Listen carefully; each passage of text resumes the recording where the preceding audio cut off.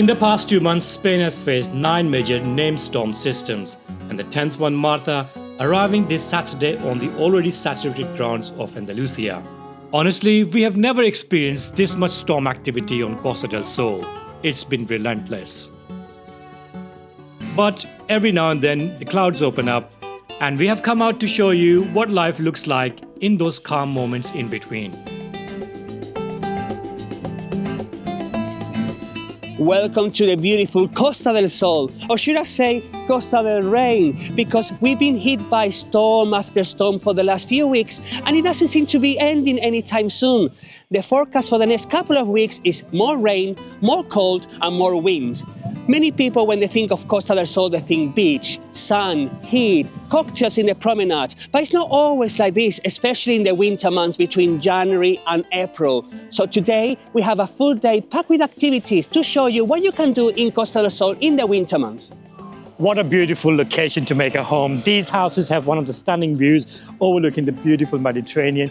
And from here, you can also see whole of Benalmadena Fuengirola all the way up to Mijas. We are at Stupa Benalmadena, which is the largest Buddhist stupa in the Western Hemisphere. They actually do some activities, the prayers on Sundays here as well. So we're going to check the stupa out first, but we have actually come to see Butterfly Park, which is right next to the stupa, and it is one of our favorite activities in Costa del Sol, especially on a day like this today, because if it's stormy, if it's rainy outside, inside the Butterfly Park is quite nice. It's tropical conditions and it looks absolutely amazing. So let's go and check the stupa first and we'll make our way to the Butterfly Park. Such a peaceful architecture just by looking at it, and being here in this location overlooking the sea and the surrounding area is very peaceful. This stupa is actually called Stupa of Enlightenment, which represents the spiritual awakening of Buddha. It's very similar to our story, I would say, as well, because we had a little bit of spiritual awakening as well when we went to Ibiza this few months ago, and we went to the northern Ibiza Benalmadena beach. If you've not seen our video about Ibiza, please have a look. On Benalmadena beach, they come together, they do meditation, they do singing, they do enchanting. It was a spiritual moment. There's a large meditation hall inside, and every Sunday 6 p.m. they do guided meditation, which we have talked about coming here to do that. Beautiful. They've got these Tibetan murals all across the building. Meditation on Sundays actually happen in this room. It's not that big, it's a big room, but it's not that big of that you might be thinking one of those temples you see in Asia, because it's actually not a temple, it's a stupa. But I'm looking forward to coming here on a Sunday, and as Aslan said before, if you are for it, let us know in the comments below. But I just can't imagine being here meditating and then suddenly coming outside and seeing all this. Now we are going to our favorite part, the Butterfly Park. I'm really looking forward to going there again, because we came here about 2 or 3 years ago and I said, I have to come back soon. But because we've been so busy with work and family and friends, now the time has come to finally revisit one of the most wonderful moments I have ever experienced in Costa del Sol.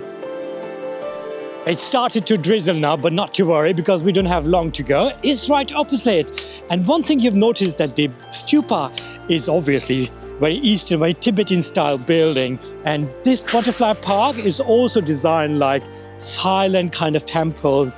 And this whole area is kind of giving me a feeling of being in Far East. It's about 14 euros to get in, and for senior citizens and kids there's a discount available as well, but you can also pick up little leaflets from different parts of Costa del Sol which gives you some discount as well.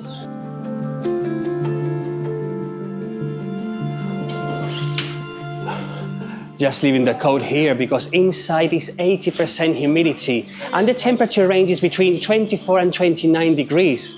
I'm looking forward to going inside and see if it's as good as I remember it. But one thing I didn't remember, that this Butterfly Park is one of the largest in all Europe. Oh, look at that. So this is what you can expect to see when you go inside. I don't remember seeing as many as then, but there are between 1,500 to 2,000 butterflies flying free in this space. Oh, I can feel the humidity already. Oh, oh look.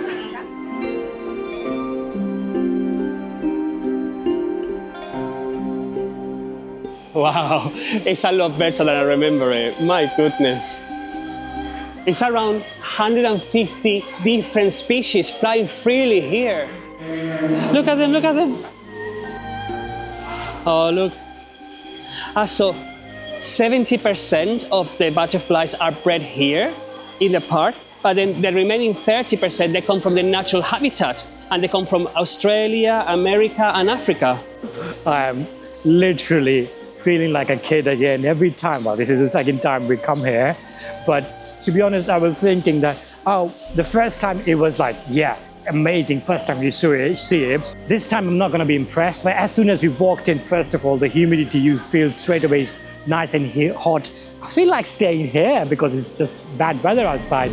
And secondly, when we walked in, and I was like, looking at these giant butterflies, they're flying around like magic, and it's so beautiful. Even just being here, being amongst the different birds, different species in the plants, it's just beautiful.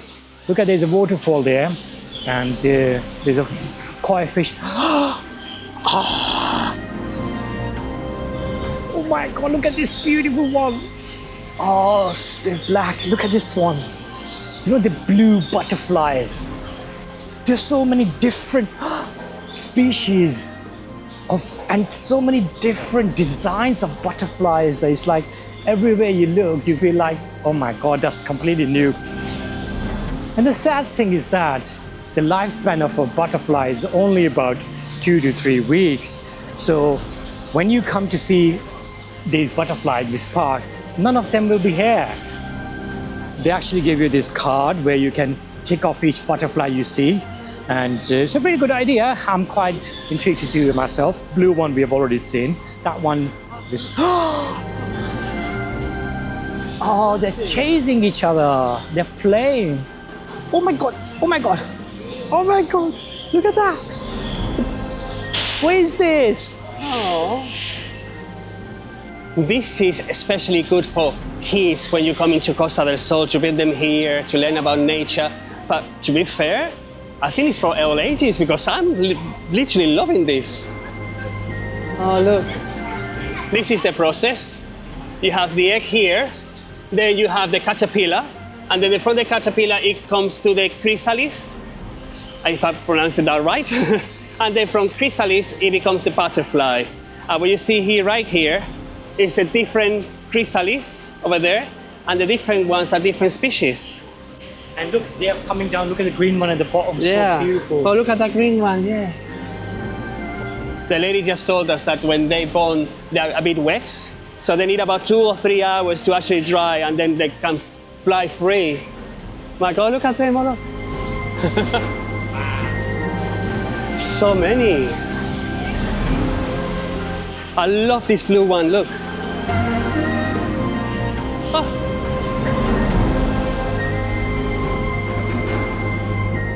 It's not a massive area, but there's so much to explore that you can easily spend over an hour here.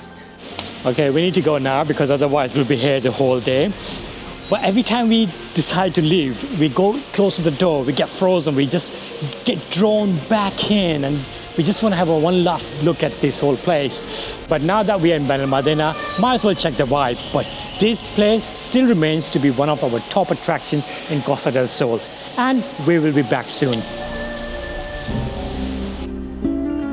When we were leaving the butterfly park, the sun was coming out slightly, so it's a bit cloudy still, but the sun is shining over there. We haven't been to Benalmadena Marina and Benalmadena Promenade since the summer, so we thought, well, let's go for a walk, let's check the vibe in winter, because we hardly come here in the winter.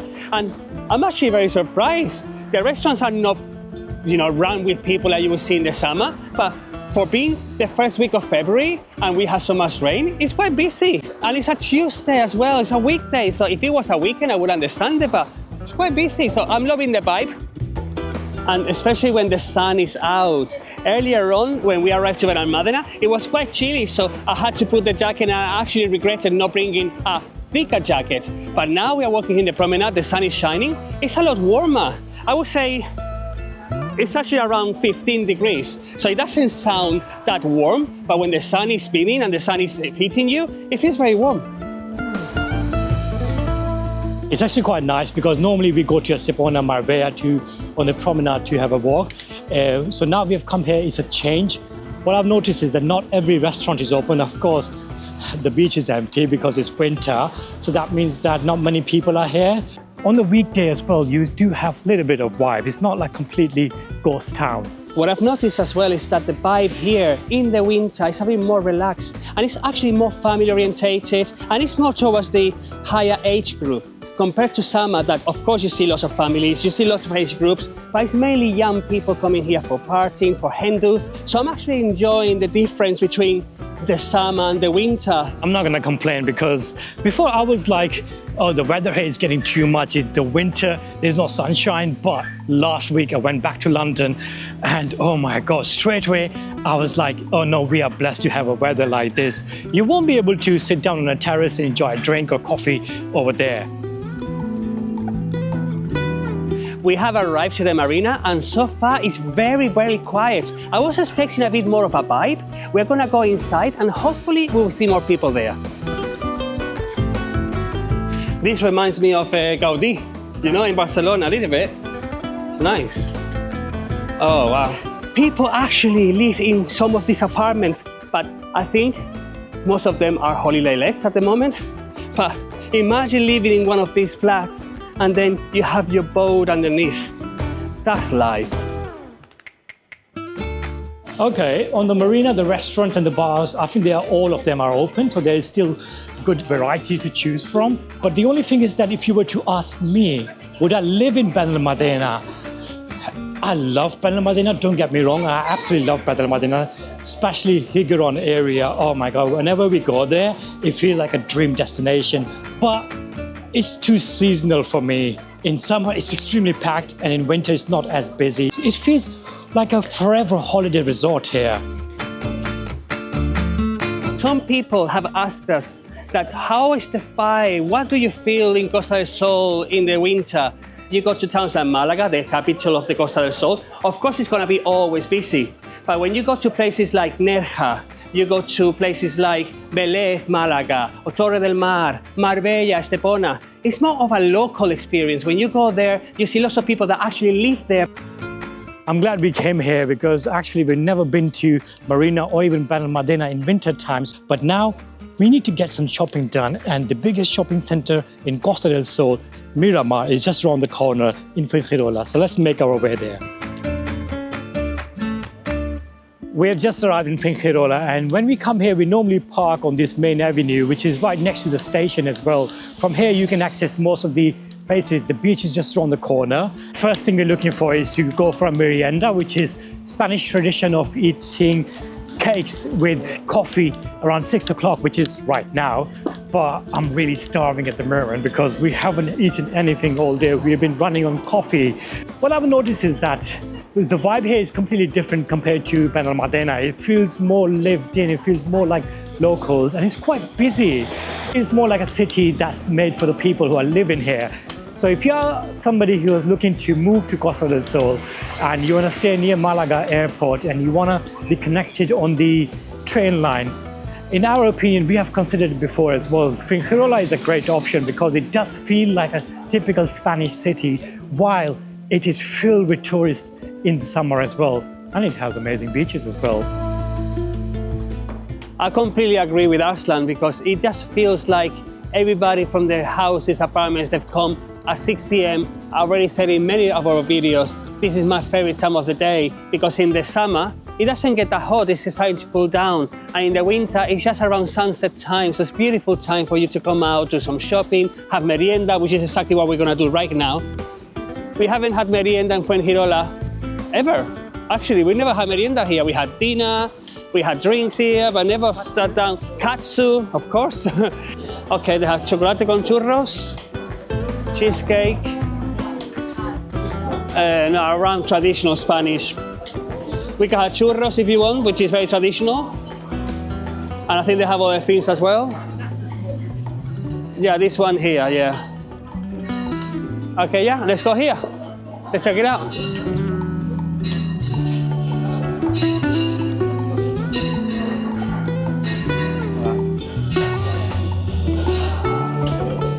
this is my favorite time of the day, merienda time. In so many of our videos, we have actually spoken about merienda around 6, 7 p.m. when people go outside, they have a coffee, they have some cakes, they have some churros. Me, personally, for merienda, I like to have an orange juice, freshly squeezed orange juice, and I like to have a very nice, very creamy cake. But this is the time for you to start the afternoon with energy and then go for walks with your family and do some shopping, etc.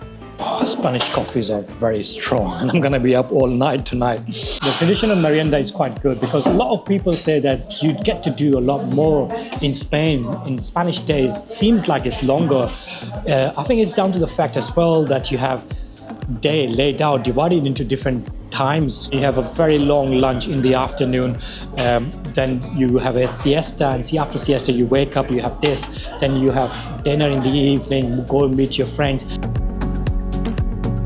In the summer, there's a long queue. I think there is an ice cream place. Yeah, that one over there. So they come here, there's a queue, lots of kids playing around. And during Christmas, they have the stalls over here. I think they still have the Christmas lights from the Christmas market. They haven't taken them off yet. But in the Christmas market, there's lots of pie, lots of people. Here, as last time said before, it feels more like locals, like you live here and you do your day-to-day, your life outdoors, because in Spain we love to be outdoors. We have arrived to the Promenade.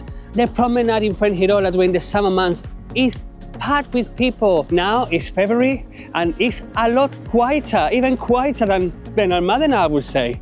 Okay, this is the heart of the nightlife in Fuengirola, this area, and it's completely dead, which I completely understand because, first of all, when it's rainy season, Spanish people do not come out, and on top of that, it's a weekday. So if it was a sunny weekend, the situation would have been completely different. But look at the view in front of me. This is one of the biggest selling points of Fuengirola from my point of view because it's got really nice, fine, sandy beaches and the views overlooking Benalmadena because Benalmadena is very hilly, whereas Fuengirola is quite flat. Have you seen those walking channels where people just show how does it feel like walking around certain destinations? We go to so many beautiful destinations all over Spain and we thought, why not create a walking channel as well? So we have created Spain by Food. Every destination we go to, we actually do walking video where you see nothing else, just a raw experience, no talking, no music, just pure Spain. So make sure to join in the description below, Spain by Foot. We've come to Miramar, which is the second largest shopping center in all Costa del Sol, only topped by Plaza Mayor. But that's actually an outlet place next to a shopping center. So in my opinion, this is the largest shopping center in all Costa del Sol. They have lots of shops, all the famous brands. They have a cinema where they play movies in English as well. And actually, saying that, every time there is a new release, Asam and I will try to come here to Miramar because they play the original version in English, and the screen size is actually one of the best ones because every time we try to do or watch a movie in English in Marbella, it's very small, very tiny screens. Here, the screen size is average, so it actually feels like you're going to the cinema, not in someone's living room.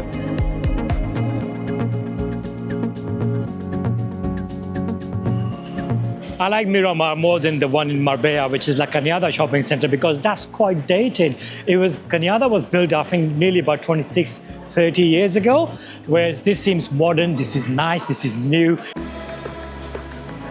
Tea shop. Well, the thing is that Cañada is only 20 minutes drive from our house, so we are there quite often, and this is about 40 minutes, and in summer, when there's traffic, it takes a lot longer to come and go from here. I didn't know they had a karting experience here. Arsam and I, we did karting long ago in actually Pakistan. I've never done it in Spain, so I would love to try here one day. Wow, the car looks really good and the track is decent size as well.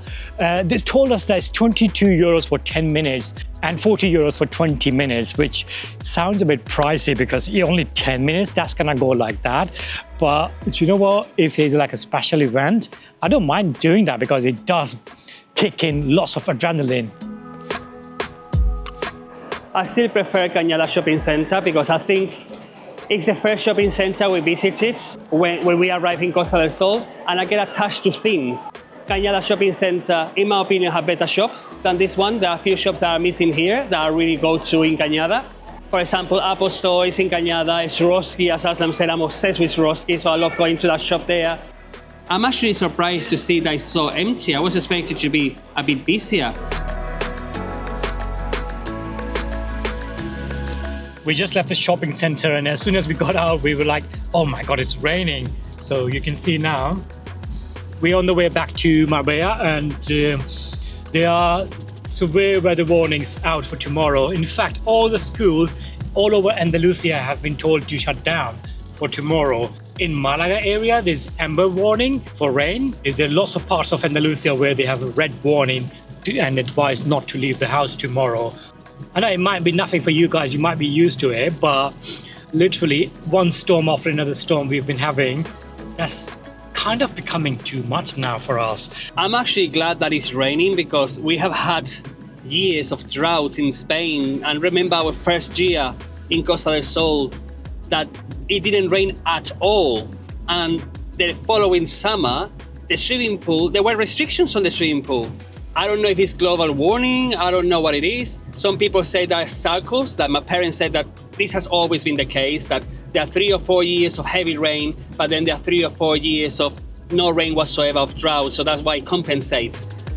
I kind of agree with it. I know that there's some times, but like constant rain like this, like it hasn't stopped. I don't know. I really don't know. We hope you enjoyed our experience in stormy Costa del Sol. Next week, we will see you from another great location in Andalusia.